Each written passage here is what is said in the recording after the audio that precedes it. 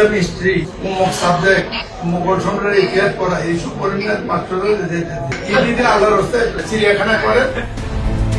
হিজাব ও নিকাব পরিহিত নারীদের নিয়ে মন্তব্যের পর এবার এক নতুন বিতর্ক সামনে এসেছে সংসদ সদস্য মনিরুল হক চৌধুরীকে নিয়ে। ইসলামিক স্টাডিজ ও ইসলামের ইতিহাস বিষয়গুলোকে চিড়িয়াখানায় ঢুকিয়ে দেওয়া উচিত বলে মন্তব্য করেছেন তিনি। রোববার জাতীয় সংসদে হিজাব ও নিকাব পরিহিত নারীদের নিয়ে মন্তব্য করে সমালোচনার মুখে পড়েছিলেন কুমিল্লা ৬ আসনের সংসদ সদস্য মনিরুল হক চৌধুরী। এর আগে শিক্ষা ব্যবস্থা নিয়ে কথা বলতে গিয়ে এসব মন্তব্য করেছেন এমন একটি ভিডিও ছড়িয়ে পড়েছে সোশ্যাল মিডিয়ায়।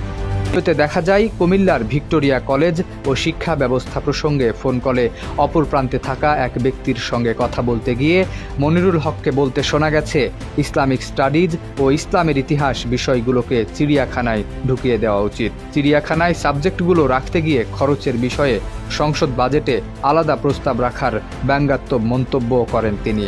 এর আগে রোববার জাতীয় সংসদে বক্তব্য রাখতে গিয়ে হিজাব ও নিকাব ইস্যুতে কিছু ইঙ্গিত দিয়েছেন, যার মাধ্যমে হিজাবধারী নারীদের পরিচয় ও উপস্থিতিকে সন্দেহের চোখে দেখা হয়েছে। এ নিয়ে সংসদ সদস্য এবং সাধারণ আলেম সমাজের মিশ্র প্রতিক্রিয়াও দেখা গেছে। আলেম সমাজের এক বিবৃতিতে জাতীয় সংসদে দেয়া মনিরুল হক চৌধুরীর বক্তব্যে গভীর উদ্বেগ, ক্ষোভ ও প্রতিবাদ জানানো হয়েছে।